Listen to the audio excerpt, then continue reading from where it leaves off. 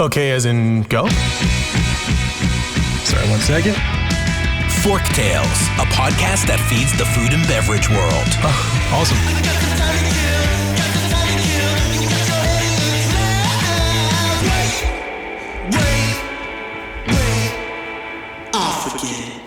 Forktales is brought to you by Vigor, a branding and marketing agency for passion-driven, innovative restaurant, beverage, and hospitality brands. Learn more at vigorbranding.com. If you love what we're serving up, please give Forktales a 5-star review on your podcast service of choice. Think of it as a tip for good service.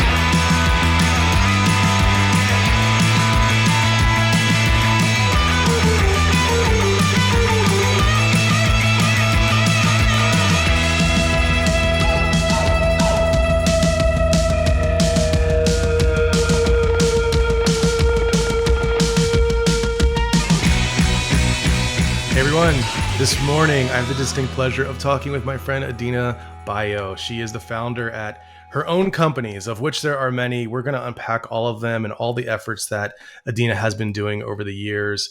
Before we jump in, Adenah, say hello and give a little bit of backstory. Hi, Joseph, my good new friend I just met with his beautiful new baby. My name is Adenah Bayoh. I am founder and CEO of Adenah Bayoh and Companies. And all that means is that we own 8 restaurants, we own Urban Vegans, we own 4 IHOPs, we own 3 Cornbread, which is our own signature restaurants, by the way. Except for the IHOP, I wouldn't take credit for that. We have real estate in affordable housing. I fundamentally believe housing is a right. And I'm here as a conduit, if I was to really say my purpose on this earth as a conduit. And I'm just grateful to be here with Joseph and just kind of get to know you a little bit. That's all. That's wonderful. Yeah, so you scratched the surface. You're aware of many hats, from entrepreneur to restaurant owner, landlord, developer, franchisee. You have a very notable portfolio of real estate. You're self-described as a one-woman economic engine for the township of Irvington, which is in New Jersey, correct? Yes. Yep. Great. So to say that you're busy, pretty much an understatement. What does the average day in Adenah's life look like? She's juggling. She's juggling a lot of balls. It's like a circus, huh? To say the least. I mean that in a good way. But I think for me, I wake up 3:30, 4 o'clock in the morning on average. And the first thing I do, I really work out. I'm an avid, I enjoy working out and I enjoy doing hard shit. I am that person that's in the gym for 2 hours and I'm ready to just start my day.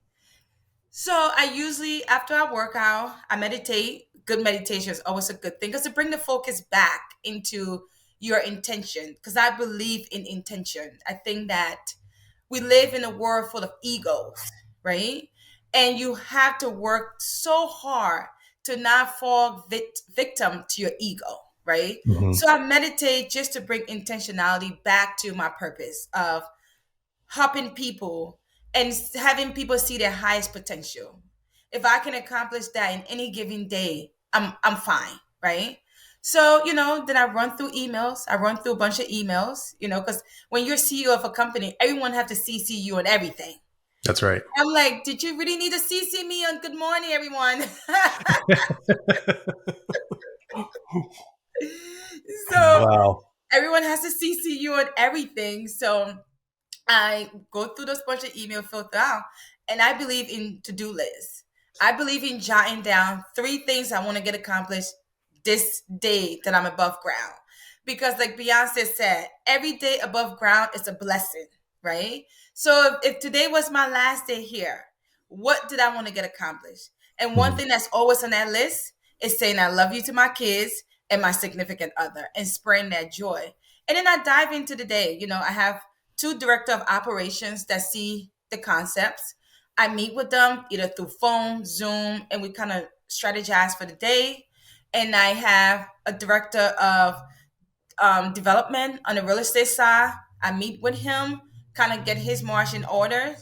And then I have my physical to-do list of things I must touch daily. So I do that, and usually my kids are up at 6 in the morning, drop them off, and pick them up around 6. When they go to bed, I'm responding to my last email around 8:30, 9 o'clock, and it's the end of the day for me. Wow. Yeah. So you go to bed at 9? A good night for me is 9:30, 10 o'clock. Okay, and then you're up at 3, 4. 3, 4, yeah. Whew, man, I need to get that schedule. The amount of work you can get done apparently. Um, I'll get back to it. I promise. So your personal story is very fascinating as well. So as an 8-year-old girl, you escaped a war torn country in Liberia. Yeah. Um, that experience probably taught you a lot of valuable lessons in business and commerce and a lot of other things about life. How did you turn what many could easily use as a reason to not succeed? How did you turn that into the impetus to become such a prominent figure and a role model? I think the short answer to that is that um, purpose and my grandmother. I think that people talk about luck all the time. You're so lucky. Oftentimes, I am the underdog. I guarantee you, in most of my transaction, I am the underdog because people always look at me as she can't do this. She's not capable, and it's those doubts and things like that that fuels me because there's nothing like coming from underdog status and meeting your goals. Escaping civil war at 8 years old and watching my grandmother, this powerful woman in Africa that had a whole empire. She had farms, she had a restaurant, she had real estate, she had a bakery, and leaving everything behind and going off to another country to be a refugee in another country and seeing the dignified way she transitioned that, looking at adversity as a step stool. I learned so much from her, seeing that, and she's telling me at the end of the day, as long as you have your life, that's all you need. You can lose everything, everything. Yeah. As long as you have health and life, you can easily rebuild those things. And she did that. She came to America. We eventually went to Sierra Leone. I came to the United States. She followed suit as well. And my grandmother came here and lived, through us, through me. She poured a lot of wisdom into me. She explained a lot of business concept to me as I was starting my business. And one of the things that she really, really poured into me was you have to work hard. She will always say to me, are you working hard? What are you doing with this opportunity? She just was a woman that didn't believe in excuses. If you came to my grandmother with some BS excuse, she's not having it. She's going to grill you. She's going to question you about your part, you playing into it. And she always put it back on the onus on you. She said, when something is going wrong, what part of it that you're playing? It's so easy to say, they doing this to me, this is happening to me, woe is me. What part of it that you're playing? And I think those lessons are the reason I'm sitting here today across from you, because I fundamentally do believe that when you are hardworking, I don't think you can fail. I think talent is one thing, but being able to execute and be able to work on those talented skills is another thing. 100%. Yeah, I think we have a stigma with underdogs that they are that it's a bad thing. Yeah. I would any day of the week rather be an underdog than the leader, and for one Mm, kind of quippy reason. tell Uh, me why. the underdog keeps you looking ahead. The leader makes you look back. You always have to be looking Mm, over your shoulder as a leader. You always have to be looking to see who's coming up on you. You always have to be aware or um, worrisome about the underdog who's going to overperform. right. Um, And so I would rather be the underdog because it keeps you looking where you should, which is ahead. You should be looking upward and onward and what's next. And underdogs are more more apt to take risks that leaders won't take because um, the leading brand or the leader, the human leader or whatever they're not going to take the risk because they know it could risk their leadership, their number one status. That's right. So they're more risk averse by a very nature, whereas underdogs, they'll take the paths less traveled. Yeah, They'll do the things that are different, or at least they should. that's right. Because if an underdog brings the same game to a leader, they're going to lose. Yep. Um, and so I would rather be an underdog. Actually, I would see it almost as a failure to be number one, Yeah. because Yeah. you're just waiting. It's a waiting game. You're gonna be overtaken, and Right, because someone is always coming for you, always that's right. coming for you. But what I do know is that when you're underdog, and I say this, people are always rooting for you. But Yeah, understand, as much people are rooting for you, there's just as equal people that are not rooting for you. It's just a matter of who you're focusing on rooting against you, like against you, even right? worse. Yeah, hmm, Right. So I say to people all the time, there's always someone rooting for you, and there's always someone rooting against you. The yep, difference is who is your focus. And whoever you're focused on is who's going to win. that's right. That's 100%. I love that. So you've taken this rooting mentality, and this idea of hard work, um, into the community. And a lot of the work that you do outside of the restaurant industry, specifically, is supporting the community. So your Yeah. franchises are located. That's a core part of the business strategy, but then you expand out. So your commitment to the community has been huge. Where does that come from, and what are some of the high points of your community efforts? Like, what are the things that I hate to use the word pride in this moment, but that you're proudest of? Yeah, I think the reason I think I'm so community oriented was, I tell you why. When I first came into this country, I was like 12 years old. Um, but when the Civil War started in my country, the last classroom I was in, I think was probably the first grade. So I had a deep interruption of my education from like the first, second grade all the way. So I come to this country, and when I went to Sierra Leone, it was very spotty. It was very spotty. So when I came to this country, I was like 12 years old. So where do you put a 12-year-old in a seventh grade? I was put in the seventh grade with about second grade education or first grade education. Oh wow. I knew nothing. And I think it was like 2 months into it, my teacher, Miss Brooke, recognized something. She recognized that I would memorize things a lot.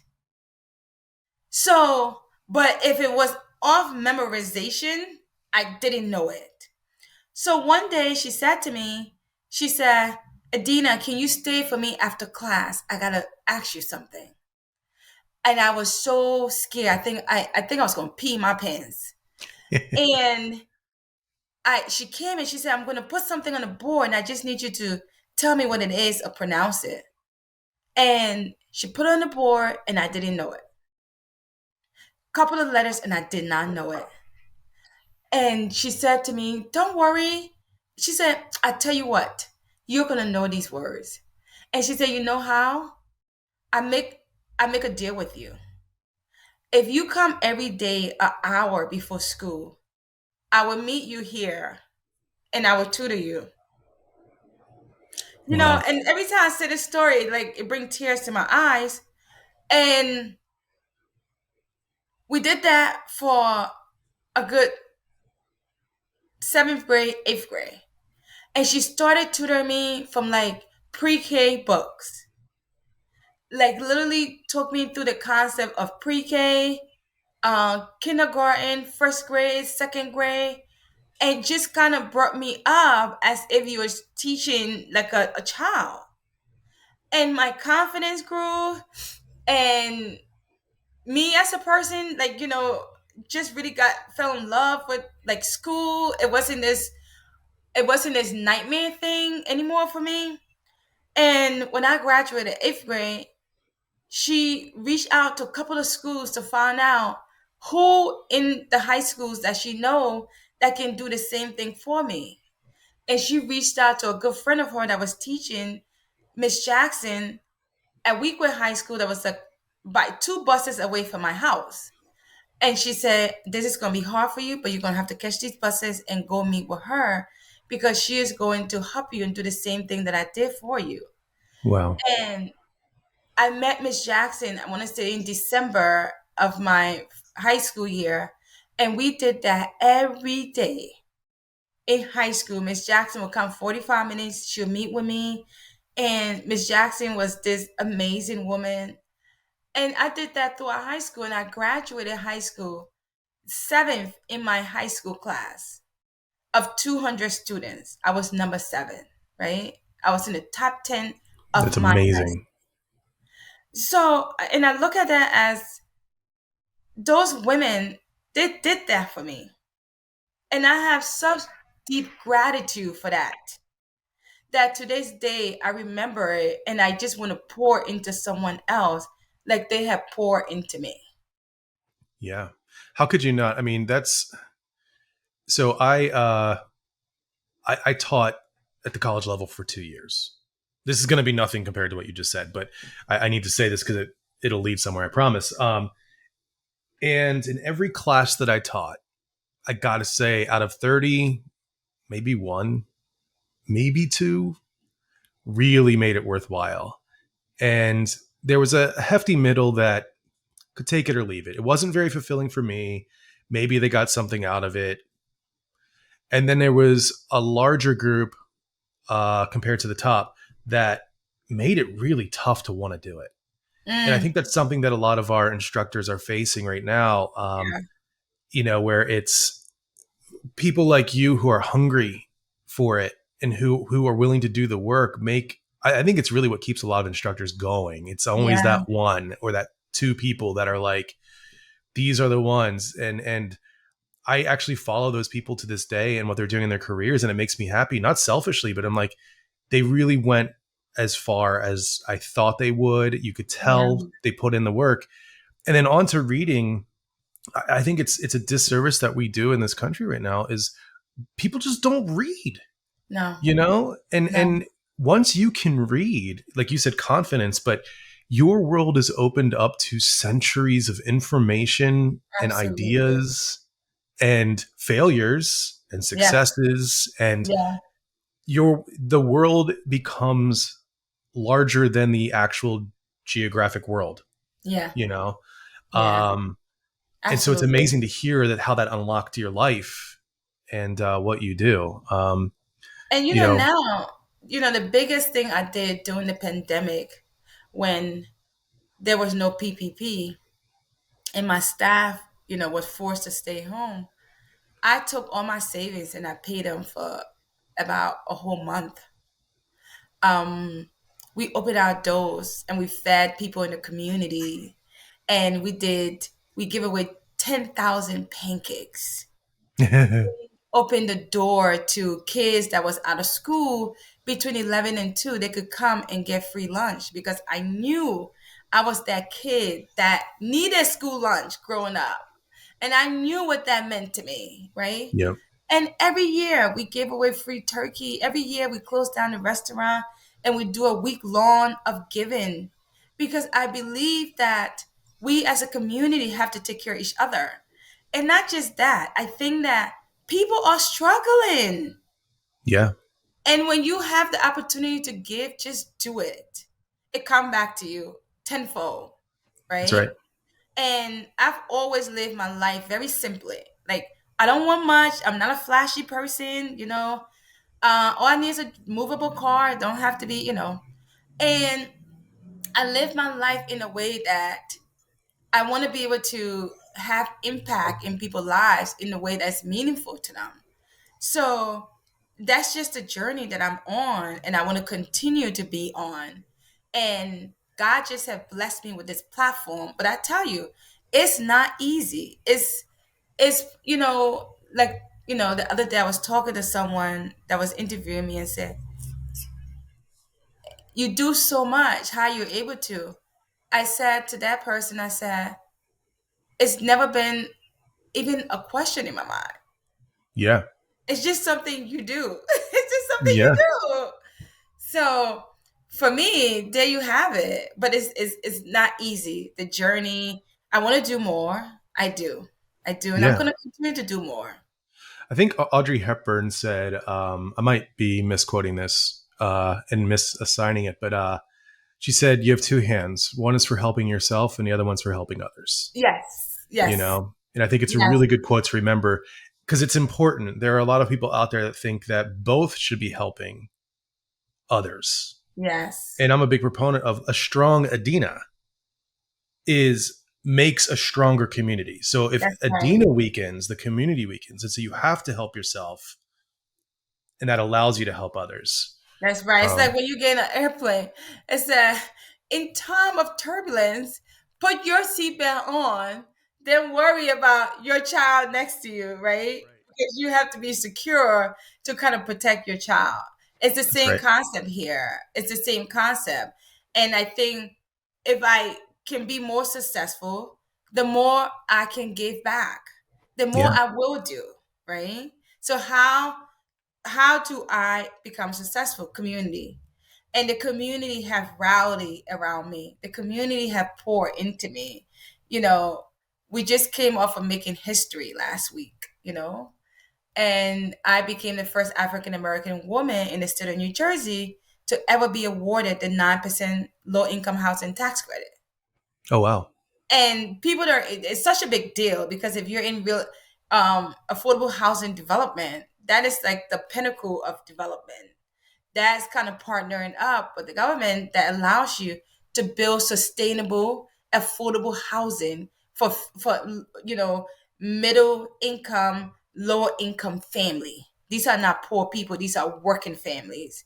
Right. So this would be the first time. This was the first time an African American woman was awarded such an honor, and I that happened because the community rallied behind me. The It's amazing. community wrote letter of support. The mayor, the lieutenant governor, the BA, all of these people. It was like, if you want something, I don't know if you ever read this book called The Alchemist. Of course. Yes, Yep. The Alchemist says if you want something very badly, the universe conspires for you to have it. Hmm. You just have to want it bad and not give up because the universe is going to test you to see how badly you want it. That's right. And so long as you don't give up, it's going to let you have it. Yep. Yeah, because it is the hard work. You mentioned earlier the word luck. I think it's the most demeaning word that we have out there. You know, and Facts. it, and I forget who said it. Like I think maybe the Dwayne the Rock Johnson repeated it, or it's been repeated by many people. So I don't know the attribution off the top of my head, but it's like the funny thing about luck is the harder I work, the more I get. The more luck I get. Yes. And it's like Yes. so it is very much in line with The Alchemist, which is a great um, short novella. It's totally worth reading, in my opinion. I think it's great. It's up there with The Prince. I think The Prince is a fantastic novella to read as well. So we've talked about a lot of your accomplishments across the board. Let's kind of go back in time a little bit too. So your first job in the food service industry was working at McDonald's as a Yeah. teenager. And Yes. I think a lot of people not in the food industry, they hear the word McDonald's and there's a sort of turning of the nose. And I think, there's many reasons probably why. A lot of it has to do with health and the quality of the food and things like that. A stigma around, um, healthy eating and that kind of food and its role in obesity. The list goes on. However, I am a big defender of McDonald's Mhm. because it is a fantastic system in a lot of ways. We know there's some issues right now that are coming out. But in general, you could start there with no skills No And skill. you could make six figures relatively quickly in the general scheme of things if you just work hard and you show the initiative to get into management, get into general management, and then regional. Like McDonald's has taken a lot of people out of the proverbial gutter and got them on their feet. And so I gotta love McDonald's in a lot of ways. So you started there. What did you learn from McDonald's? Um, and McDonald's did not sponsor this podcast, by the way, nor do I work for them. um, what did you get from that experience that helped one you fall in love with food service? Apparently, because you went on to build this empire. But what other lessons did you take away? Customers. In McDonald's, one of the amazing thing about McDonald's is that it's that place that you get the whole gamut. You get the soccer mom running in with her kids. You get the homeless guy that just got 99 cents. Now he want to get his double cheeseburger. You get the executive that his daughter have conned him into picking up a Happy Meal on the way home. So you get the whole gamut. And what that taught me was in McDonald's, when it said the customer is always right. At my McDonald's, that was something that we totally practiced. So we used to have this homeless guy, and he used to come in all the time. He used to eat his burger all the way to like the last bite, and then he'll come and he'll be like, "Oh, I just found here in this piece," and we used to look at him, and I call the manager, and she'll come, and she'll comp it, and she'll ring up another one, and it'll go on every day, every week, at least twice a week. He was doing it. So there was a running joke in there that says, if he come, just give him two. Yeah. Because you know he's gonna be right back. Yep. Yep. I learned that principle from a very early age that the customer was always right. You never engage, you never argue with the customer. That was a big no-no. It didn't matter how ratchet the customer came in there behaving. You just stood there and said, thank you. So I learned very early on from McDonald's that the customer was always right. And then also another thing that I learned from McDonald's was systems. McDonald's is a big system place. There is a system for everything. I went on a grill. I was in drive-through. I was on pickup window. I was cashier. And every step of the way, there was a process and there was a way that things needed to be done.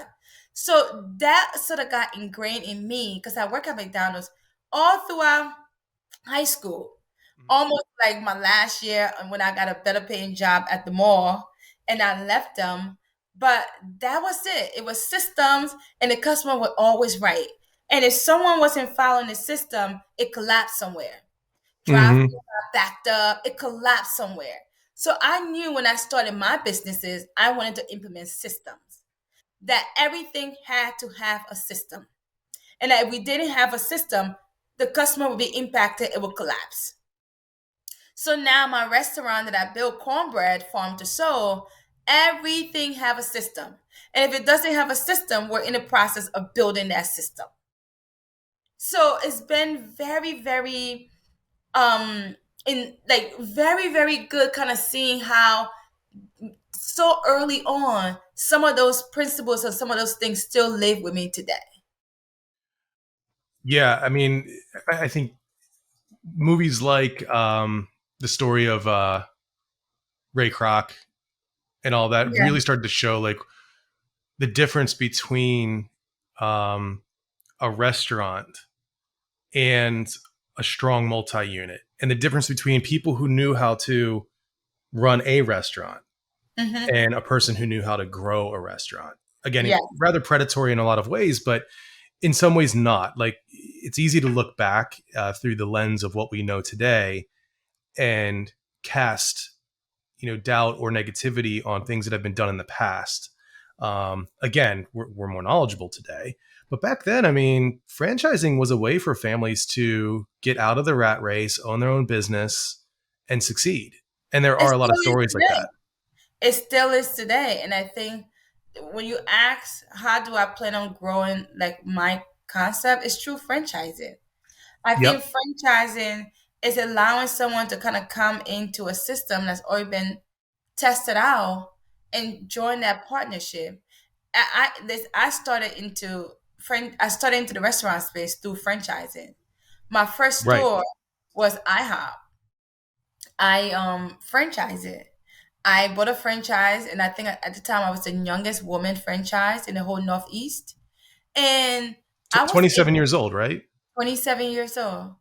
And I was able to be successful because one thing I remember, and it still stay with me today, is that if you're persistent, you will get it. And if you're consistent, you will keep it. Right? So every morning I remind myself, be persistent. Never take no. Be persistent in your pursuit of accomplishing your goal. One person may say no, that's fine. Nothing lost. Move on to the next person. Don't take it personal. Don't, don't hold no malice in your heart. And stay consistent. Consistent with your work ethics, right? So I think if you're coming to the franchising system with that mentality, you will be successful. Mhm. And we see it in a lot of communities too. The Yes. communities that are built on work ethic and consistency. So they're usually immigrant communities. Yeah. So you can go down the list of all the Asian countries, and they're the ones that end up being fantastic operators more often than not. Now, of course, blanket statement, you can poke holes in it, but it's because it is consistent, it's persistent. They follow the book, as it were, and It's what, as a result, they succeed.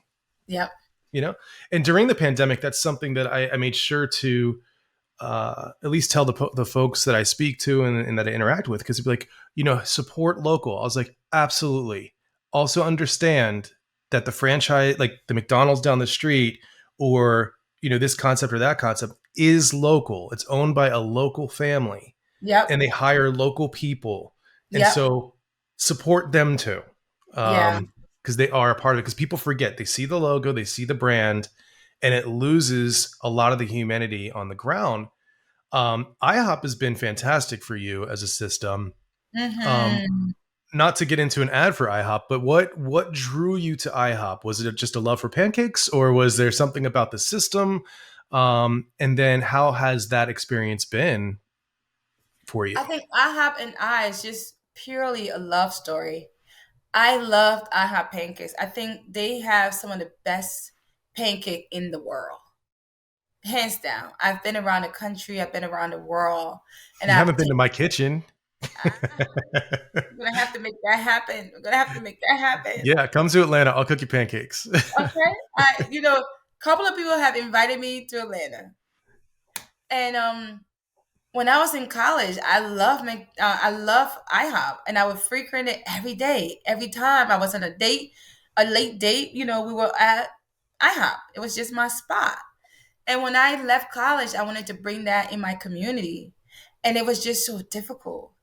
And what it really opened my eyes to is that these communities that are blighted, they are blighted because people have stopped investing in them. I remember when I was going after my IHOP, and I would tell people I want to open this IHOP in Irvington, they would give me all of the excuses in the world. But what they weren't saying was that we're not doing it because it's predominantly black and it's poor people, and we don't believe it'll be successful. Right. So it was like these communities are not blighted because of lack of talent. They're blighted because lack of investment. A whole group of industry have decided that they are not going to invest in this community unless someone that look like them separate from this community come in and save it. Mm-hmm. And it took seven banks saying no to me. Seven banks saying no to me. They would not finance me. And I kept pushing and pushing and pushing and pushing and pushing. And oftentimes, and guess what? I'm going through the same thing right now with my concept cornbread. You would figure I've been in the restaurant industry for 15 years, 17 years really. And I'm trying to raise money to kind of build my next 10 stores. And when I sit across investors and I tell them about the concept, what we do, we are authentically soul food restaurant, unapologetically. We're bringing you mac and cheese, candy yams, collard greens, fried chicken, baked chicken, barbecue rib, all of your grandma favorites, mind you. And they'll look at me and be like, yes, we think we like those food. Can it be accepted mainstream? And I'm like, yes, I have 3 stores. One in Brooklyn, one in Maple, one in Newark. We're killing it. I mean, we are killing it. And you'll be surprised, Joseph, how much I am going through right now to raise money to build 10 stores that are going to be the most successful stores in bringing soul food in the mainstream, right? Hmm. And what they don't say is that I would do it, but the person that's sitting in front of me is not familiar to me. So Mm. when these banks were saying no to me, this 25-year-old girl that was asking them for $2.5 million to open an IHOP, they weren't familiar with me. I didn't exist in their mind. Right. And they have never seen me before. So what I was asking them was foreign. Like they're like, we've never done this before. No one have done it before. Literally, Joseph, it took an act of God for me to get that first IHOP franchise. Hmm.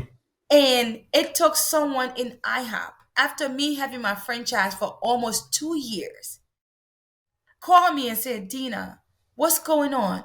When are you going to open your store? And I lost it. I broke down crying. And I said to her, Nicole, no one is lending to me. Everyone is saying no to me. And she said to me, what do you mean? You are an approved IHOP franchise. This is a brand that is, I think at the time was like 45 years old. Right. And she was so disgusted by it. And I remember she said to me, stay by the phone. Let me make some phone calls. She called GE Franchise Financing in Arizona. I'm in New Jersey, and she's calling the bank in Arizona and telling them, if you guys want to do business with us, like you have been harassing me to do, there's a franchisee in Jersey that we believe in. And if you can pull this deal, we would do business with you. And we know you are the kind of partner we want to partner with. Oh, I got chills. I love that. I love that. And that's how the deal got financed. That's amazing. That's what you want to see in the world is people with power use it That's right. to push others who are reluctant. I mean, look, banks are risk averse. They're the most risk. It's we want them to be risk averse, right? Like you don't want to invest a bank that is frivolous with their money. Yeah. But when all the numbers are there, and it's fantastic, you got that final push. And I think a year later, a year and a half later, that IHOP was the highest grossing IHOP in the Northeast. Like we killed it because I said, I'm coming in here as the underdog. That's right. You guys didn't believe in me, and I'm coming. I'm going to show you. You're going to eat your face. I am going to do well. I'm going to make sure this company is ran the way I said it will be. And was it difficult? Absolutely. But I was persistent and consistent in my pursuit of success. And I made sure everyone around me realized what the stakes were. The stakes were high. No one believed this is possible. We're here as underdog. I kind of took the Steve Jobs model. Steve Jobs, he believed in portraying himself as this underdog. Mm-hmm. And everything became, if you come for him, you're coming for him because he's the underdog. If you ever read the autobiography of Steve Jobs, you should. It's a good read. I love And it. my whole team just kind of knew we were the underdog, and we had our marching orders. Yeah, you had a shared vision, you had passion behind it, and you stuck to it. It's amazing. That's I mean, right. it's like I hate to say it's out of a textbook, but it really is. And what I have found is a lot of people may know it upstairs that that's what you should do, but they don't have it in In their here, heart to actually the guts, the heart, the viscera, to actually do it every day, wake up and do it. which And is as amazing. entrepreneurs, we are led by our hearts. Oftentimes, I rarely make decisions with my head. I have this gut feeling. I am led by my gut, and women, we have this. We just don't tap into it. Yeah. We just don't tap into it. And when I tell you we have it in a way that if you listen to it, it can save you a lot of headache and it can save you a lot of problems later. Yeah. I'm sure if my wife were standing right next to me, she'd be like backing you up and looking at me because I don't always listen to her, but I probably should. Yes, we Um, have this strong intuition. And whenever I have not listened to that hunch, it caused me problems later. yeah. And Yeah. I have this thing when I meet people, when I'm talking to you, either my body tense up and I get this like back pain. That means there's something that is not jiving and my body is rejecting you. Or if it's like now we're talking and I feel like I'm talking to like an old high school friend and we just chilling and we just talking, I just be like, damn, I like this feeling. I like this. And because your body is sending you signal all the time. We're just so numb that we don't listen to those anymore. We're just Well, not yeah. tapped We into it. we've convinced ourselves that we're above our animal nature in some ways. In some ways we are, which, it's how we, develop tools and, evolved. But the animal instincts are still there. And I think in some cases we really do still need to listen to them. Um, so this, I wish we could actually talk for much longer, but we'll have to do a second episode. You have to commit to that. Yes, I'll force definitely. you. I'm game. But for now, we like to end these with probably the most important question of all, which is if you had one final meal, what would you eat? Where would you eat it? Why? If I had one final meal, I would eat oatmeal with lots of almond butter and a lots of chopped up cashews. And I would have a black eyed pea burger from Urban Vegan, which is my vegan Mm. restaurant. Yeah, and we'll have links to Urban Vegan and Cornbread, as well as some of those books that we've mentioned so far. That sounds like a delicious meal. And just thank you so much for being so open with your time and your story, which this is going to kick off 2023 the right way for hopefully a lot of people. Let's kill it. 2023, we're coming for you. That's We are right. coming. And we're not coming nice. We're going to kill it in 2023.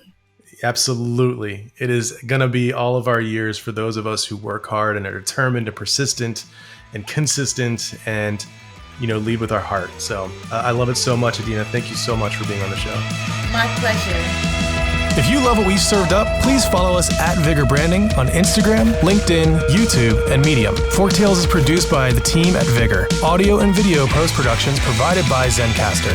Music performed by Jet Trash and licensed through musicbed.com. Joseph handles his own hair, makeup, and stunts. Copyright 2003 to 2021, Vigor Graphic Design LLC, all rights reserved.